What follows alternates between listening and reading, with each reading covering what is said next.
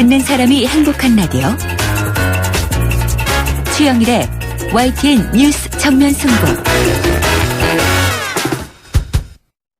YTN 뉴스 FM 뉴스 정면 승부 4부 시작합니다. 오늘 하루 동안 스포츠계에는 어떤 일들이 있었을까요? 스포츠 정면 승부 중앙일보 박린 기자와 함께합니다. 안녕하세요. 네, 안녕하세요. 자, 이 별명이 돌부처입니다. 돌부처라 불리는 선수, 바로 오승환 선수인데요. 미국 프로야구에서 무실점 행진을 이어가고 있죠? 네, 세인트루이스 투스 오승환 선수가 오늘 콜로라도전에 10대 7로 앞선 8회 등판에서 1이닝을 무실점으로 막았는데요. 삼진 2개를 잡았고 최고 시속은 95마일, 153km까지 나왔습니다. 오승환 선수가 13대 7 승리의 힘을 보태면서 시즌 6번째 홀드를 기록했고요. 최근 7경기 연속 무실점도 이어갔습니다. 오승환 선수가 올 시즌 20경기에서 1승 6홀드, 삼진 29개, 평균 자책점 1.25를 기록 중이고요. 9이닝당 삼진이 12.1개로 한국과 일본에서 뛸 때보다 미국에서 오히려 더 많은 삼진을 잡고 있습니다. 하하, 이게 메이저리그가 우리나라나 일본 리그보다 수준이 떨어지는 건 아닐 텐데 오승환 선수의 삼진 비결은 뭡니까? 네, 전문가들은 삼진 비결로 직구의 회전수를 꼽고 있는데요. 오승환 선수가 던진 직구의 분당 회전수가 2,320회로 미국 평균인 2,240회보다 훨씬 높은데요. 네. 아무래도 회전이 많이 걸린 공은 움직임이 크고요. 타자들의 시야에서 떠오르는 것처럼 보여서 공략하기가 쉽지가 않습니다. 그리고 오승환 선수가 돌직구와 함께 슬라이더와 체인지업을 섞어 던지면서 상대 타자들을 공략하고 있습니다. 네. 자, 국내 프로야구 한화. 김성근 감독 오늘 복귀한다고요? 네, 한화의 김성근 감독이 오늘 대전 KT전부터 보름 만에 다시 팀을 지휘하고 있는데요. 네. 김 감독은 지난 5일에 허리 통증을 느껴서 허리 디스크 수술을 받은 뒤에 15일에 퇴원했고요. 자택에서 요양을 해왔는데 김 감독이 없는 동안 한화가 2승 10패에 그쳤습니다. 한화가 오늘 김성근 감독이 복귀해서 3회 초 현재 2대0으로 앞서 있고요. 그리고 부산에서는 3회 초 현재 롯데가 두산을 상대로 4대1로 이기고 있습니다. 잠실에서는 3회 말 현재 넥센이 LG에 3대0 리드를 잡고 있고요. 창원에서는 2회 초 현재 삼성이 NC에 5대0으로 크게 앞서 있고요. 그리고 광주에서는 3회 초 현재 SK와 기아가 3대3으로 팽팽히 맞서 있습니다. 네. 자, 우리나라 여자 배구 대표팀이요. 리우 올림픽 출전에 한 발 더 다가섰다고요? 네, 세계 랭킹 9위 여자 배구 대표팀이 오늘 일본 도쿄에서 열린 리우 올림픽 세계 예선 5차전에서 페루의 3대1 역전승을 거두면서 올림픽 행의 8분 능선을 넘었는데요. 김연경 선수가 19점을 올리면서 승리를 이끌었고요. 이번 대회 8팀 중에 4팀의 올림픽 출전권이 주어지는데요. 우리나라는 4승 1패를 기록하면서 남은 2경기 중에 1승만 추가하면 자력으로 리우행 티켓을 따내게 됩니다. 네, 자, 이 김연경 선수 정말 잘해주고 있네요. 네, 김연경 선수가 이번 대회 5경기에서 무려 101점을 몰아쳤는데요. 192cm 김연경 선수는 스파이크 높이가 3m 7cm고요. 네. 서브 속도는 85km에 달하고 또 리시브도 좋고요. 그리고 코트 내에서 리더로서 동료들을 이끌고 있습니다. 김연경 선수가 현재 터키 명문팀 페네르바체에서 뛰면서 세계 최고 수준의 연봉인 13억 원을 받고 있고요. 네. 그래서 귀네티 독일 감독이 김연경 선수를 보고 축구로 치면 리오넬 메시 이상이라고 찬사를 보내기도 했습니다. 사실 김연경 선수가 2012년 런던 올림픽 당시에 MVP에 올랐지만 팀은 4위에 머물렀는데요. 4년 만에 올림픽 출전과 함께 메달을 꿈꾸고 있습니다. 네, 이렇게 또 훌륭한 선수가 있으니까 좋은 결과 있겠죠. 주말에 열리는 볼만한 스포츠 일정 전해주시죠.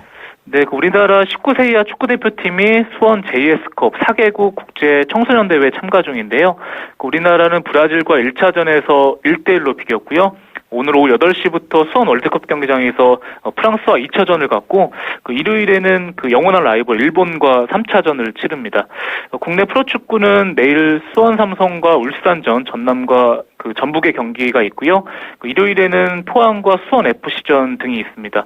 일요일 새벽 1시 30분에는 영국 런던 웸블리에서 이청용 선수의 소속팀 크리스탈 팰리스와 맨체스터 유나이티드가 잉글랜드 축구협회컵 FA컵 결승전을 갖습니다. 네, 오늘 소식 고맙습니다. 네, 감사합니다. 지금까지 중앙일보 박린 기자였습니다.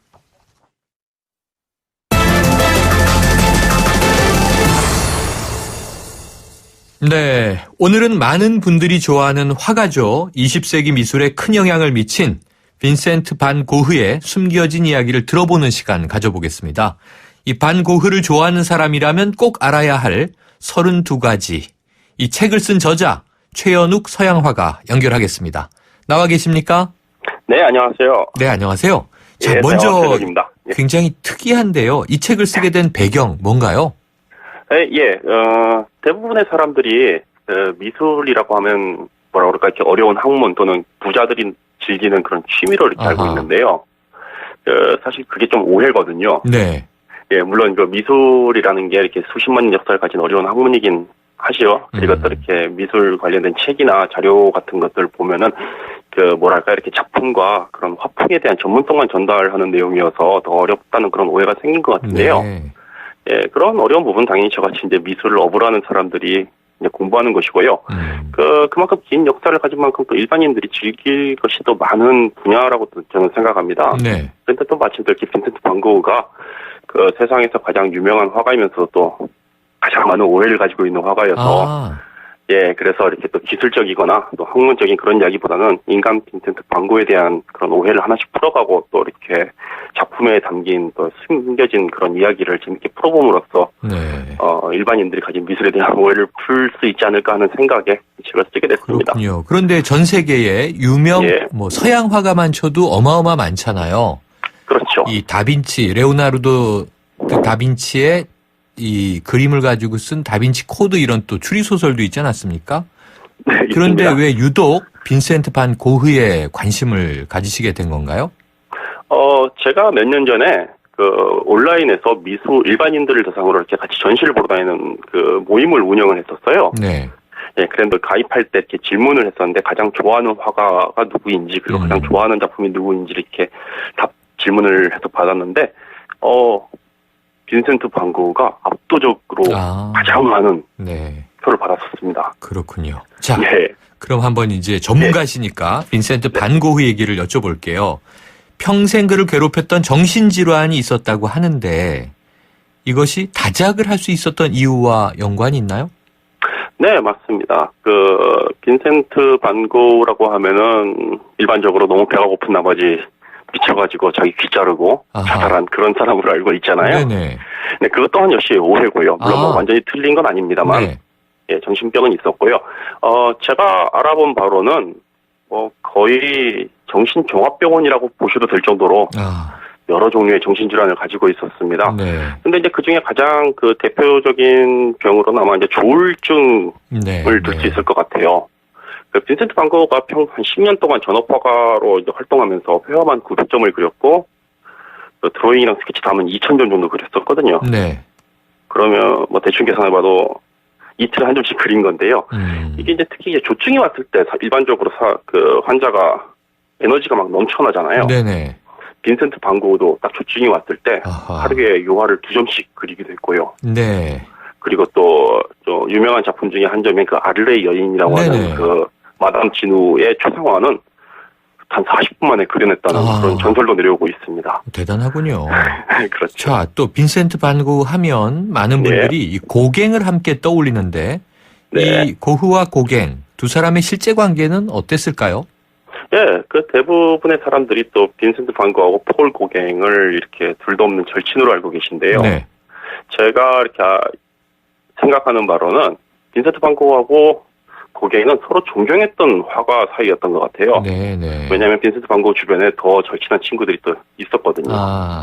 근데 이제 빈센트 반 고흐가 1888년 이제 초에 프랑스 남부의 아를로 내려가서 유토피아 아트 콜로니라고 하는 화가들의 집단을 만들려고 했는데요. 그때 이제 초대 멤버 1순위로 고갱을 지목을 했었고요. 네. 그런데 이제 아를레 내려올 때까지는 서로 만난 그런 것도 없었고, 연락도 그렇게 많이 주고받은 그런 사이도 아니었고요. 그리고 아를레 내려와서 딱 2달을 같이 살았는데, 그 결과는 이미 다들 아시다시피 이제 빈센트 반 고흐가 자기 귀에 칼을 댔고, 그 이후로 영영 얼굴 안 보는 그런 사이가 됐습니다. 그래서 그 둘이 절친이냐 아니냐는 사실 저는 아니라고 생각하고 있습니다. 네. 자, 이 또 동생 태호가 등장하죠? 이 네. 빈센트의 삶에서 절대로 빼놓을 수 없는 인물로 꼽히던데, 그럼 이 네. 태호는 어떤 인물이었습니까? 그 테오 반고는 빈센트 반고 삶에서 제일 중요한 사람으로 꼽을 수 있을 것 같습니다. 그 테오가 뭐 빈센트 반고가 이제 전업화가로 전향을 하고 나서 이제 경제적으로 지원을 해줬지만은요, 그 동생이라는 그 관계를 넘어서 그 빈센트 반고가 힘들 때 지켜주는 그 버팀목도 되어줬고요. 또 모든 사람들이 빈센트 반고한테 등을 돌렸을 때도 오로지 믿어준 그 진정한 동반자가 아닌가 그런 생각이 들고요. 네. 또 실제로 그 유명한 그 창녀 있죠, CN이라고. 네네네. 예, 그 빈센트 반 고가 CN이랑 같이 살던 그 시절에는 가족들마저도 빈센트 반 고하고 이제 연을 끊으려고 했었거든요. 네네. 근데 테오도 역시 이제 뭐 강하게 반대는 했지만 그러면서도 생활비는 꼬박꼬박 보내줬던 걸로 봐서 예, 빈센트 반 고 삶에서 절대 빠질 수 없는 아주 중요한 인물입니다. 네. 자, 유명한 밤의 네. 카페 테라스라는 작품 있지 않습니까? 네. 이 그림 속의 카페가 130년 넘도록 영업을 하고 있다고 들었어요. 이게 사실인가요? 네, 맞습니다. 제가 직접 다녀와 봤고요. 아하. 예, 그 프랑스 남부의 그 아르리라는 도시 시내에 있습니다. 네. 뭐 론강이라고 큰 강이 흐르는데 거기서 한 2분만 걸어가면은 플라스 디 포럼이라고 하는 광장이 네. 있는데요. 그 작품 속에 있는 그 모습 그대로 지금까지 남아 있고요. 아, 그렇군요. 거기 지금은 이제 카페 반고라는 이름으로 영업을 하고 있고요. 뭐 근데 사실 제가 가서 먹어봤지만 별로 이렇게 추천할 만한 것은 아니에요. 아, 네네. 예, 그 음식 별로 맛없고요. 네. 아주 불친절하고요. 아유, 그래도 가격도 비싸고. 그래서 관광객들이 많이 찾아서 그런 거 아닌가 싶어요. 거기까지 가보면 그래도 들려봐야죠. 뭐 들려보는 것도 있지만 네. 제가 이제 다른 곳을 추천해 드릴게요. 네. 그 광장 바로 건너편에 가면은 네. 카페가 하나 더 있습니다. 아, 그렇습니까? 그 2층에 그 테라스에 앉아서 네. 그 카페 광고를 바라보면서 아하. 이제 먹는 것도 아주 괜찮고요. 그러네요. 솔직하게 얘기해서 그 집이 더 맛있습니다. 아, 그렇군요. 아주 또 새로운 진실이네요. 예, 예. 자, 이 책을 쓸 수 있게 한 자료의 출처가 바로 이 빈센트의 편지라고 들었습니다. 네. 그러면 가장 인상 깊었던 대목 어떤 게 있었나요?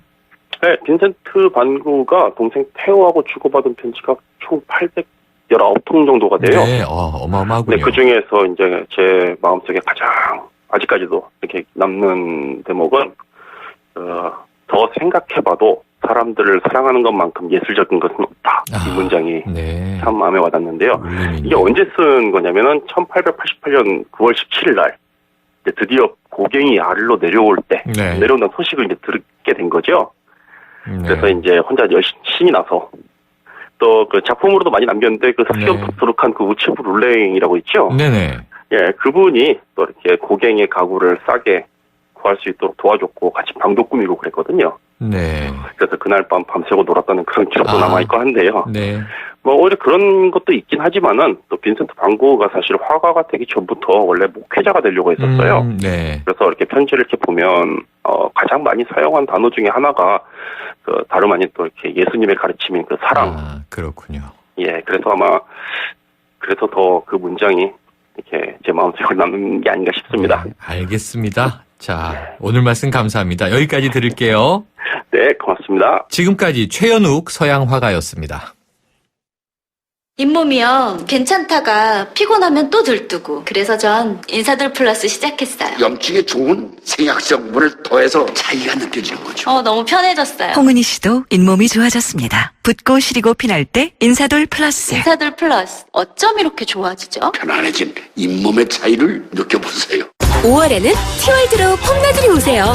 지금 티월드에서는 터닝맥 카드 전부 시리즈 방탄소년단 팬사인회 울트라 코리아 티켓의 가족 캠핑 기회까지 가족 모두에게 폼나는 혜택이 팡팡. 지금 티월드로 폼나들이 오세요.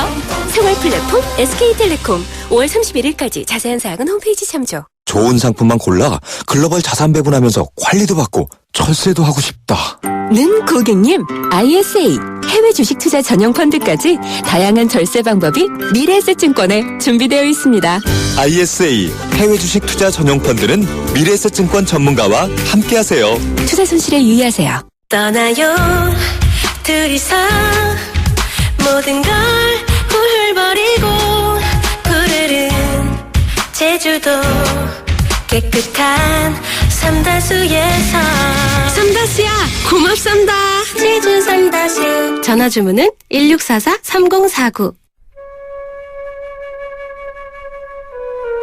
이름 모를 꽃의 향기, 햇빛 부서지는 나뭇잎, 요정, 신화. 음악으로 시를 쓴 것 같은 이 곡, 드뷔시의 목신의 오후 전주곡입니다. 대한항공 파리 주7회 A380 운항. Korean Air. 주먹보다 작았던 아이가 자라 처음 혼자 걸었던 곳도, 처음 엄마 하고 불렀던 곳도 바로 이 집이었죠. 은숙씨, 그렇게 행복한 추억을 라온에서 계속 만들어가길 바랄게요. 즐거움을 짓다. 라온 건설. 가화 생기 만사성. 가정의 달 5월에도 생기만 나라게. 머리부터 발끝까지 오로라면서 건강하고 활기차게 오로라면서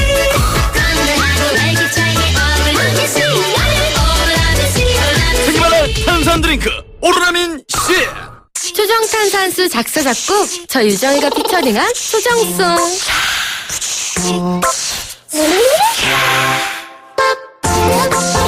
물이 다르니까 탄산수가 살아있죠?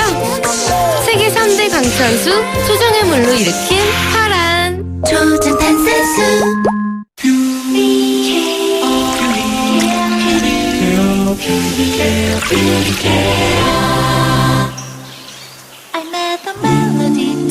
초미세 기술로 순수한 공기를 시작하다. 공기를 퓨어하게 케어. LG 퓨리케어 공기청정기.